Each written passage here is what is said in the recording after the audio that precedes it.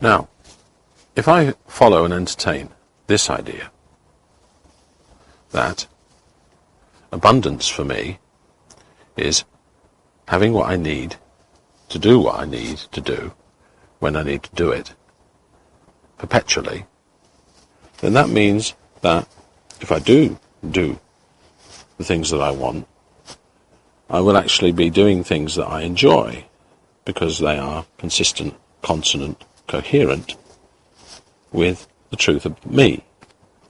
Now, if I'm finding myself now seemingly in originally difficult circumstances, no longer with my job, I am presented with the opportunity to be still and spend some time with me as a University of Self student to seek what I really, really want, what I'm really, really interested in, what I'd really, really like to do, what feels creative to me, when I'm doing it, well, time flies, but more than that, it's hard for me to avoid doing it because it seems to call to me, and many a time is often the source of me feeling quite low and depressed because it's not something that I am doing.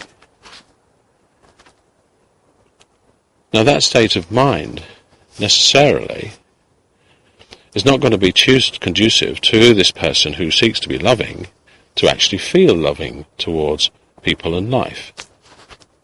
However, in this scenario, in this situation, imagined situation,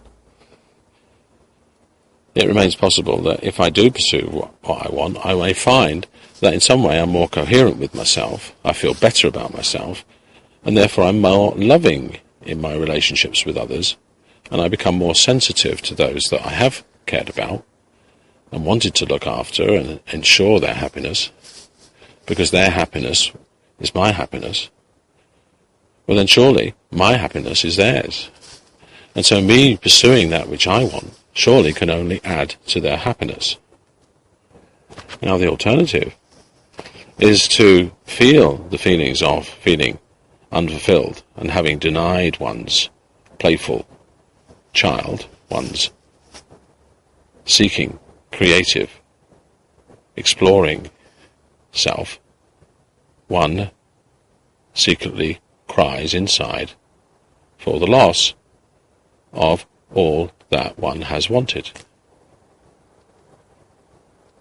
One essentially has denied the self, the natural self, the self that I really am. Question 2. Won't doing what I want create disruption and turbulence in the lives of those around me that I love? Well, the answer to this is, well, yes, indeed it might be. But, so what?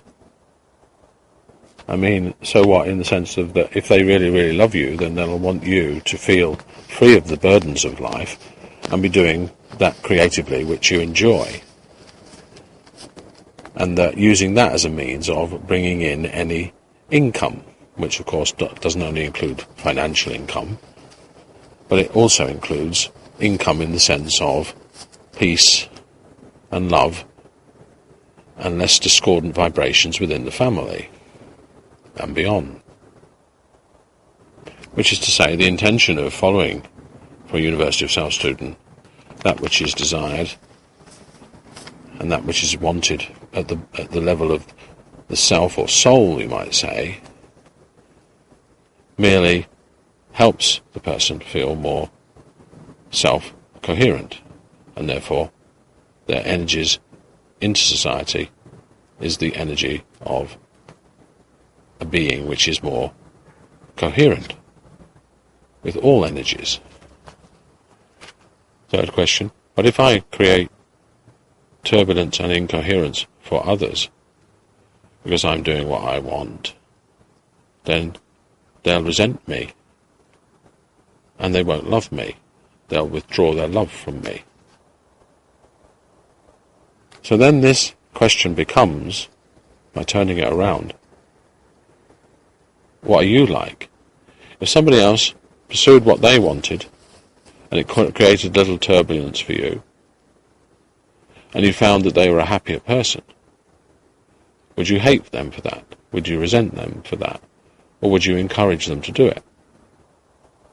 Especially if you found that in actuality not only were they happier, but income was greater, both spiritually and emotionally, and, why not, financially. And don't forget the very important thing that if you are pursuing what you want, then you are exploring more and more the territory of what you want. And you're also, if you find that you're being supported, and so you have what you need when you need to do what you want, that life is something that you can trust when you do the things that you want to do what you want. And so there's an increasing sense of trust that you are supported when you do what you want. And so there is a loving support for you, such that you realize you are important enough. You exist, and therefore if you exist, then you must be important enough to exist, and if you're important enough to exist, then why shouldn't you be important enough to be supported when you do what you want, because that is the seed that is within you seeking to grow.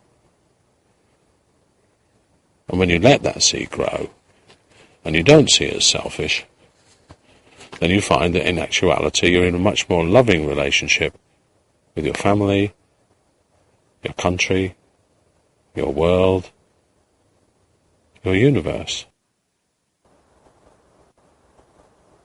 Seeking to do progressively what one wants, to feel more in alignment with one's natural self, does not necessitate doing it in a discordant way, which is to say, stepping on others' toes. Rather, it requires being still and listening and observing one's feelings, one's vibrations, and observing the potential paths available along which to tread in as coherent manner as possible, if indeed coherence is something that you find that you want. And if you find that you don't want coherence, of course, a University of Self student necessarily can still remain a University of Self student if they ask themselves, why is it in this particular situation that I don't want coherence? So there needs to be a distinction made between following the paths of what one wants in as coherent and as sensitive manner as possible, and taking the opportunities when they arrive, when they can be taken coherently, and insisting on having what one wants and pursuing what one wants and grabbing what one wants. This is an entirely different energy of incoherence. And the University of Self student will find that this kind of energy of incoherence is not conducive to the search for the truth of the self.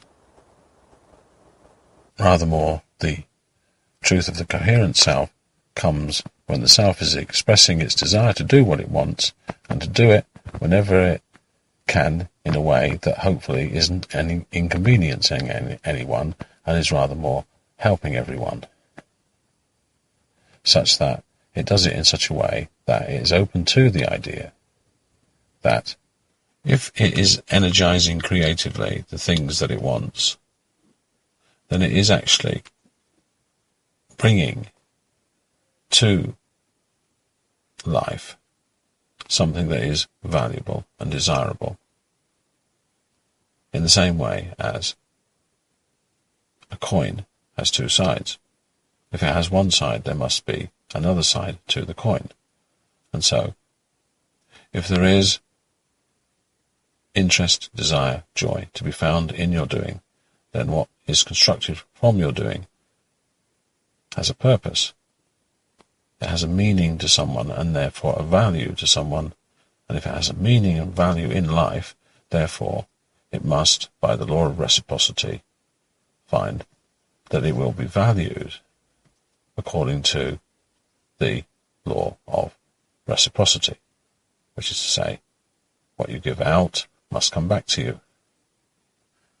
If you produce something that is worthwhile to you, then necessarily it has worth, and therefore value in the world, and therefore there must be energies that will receive this and value this produce, inverted commas.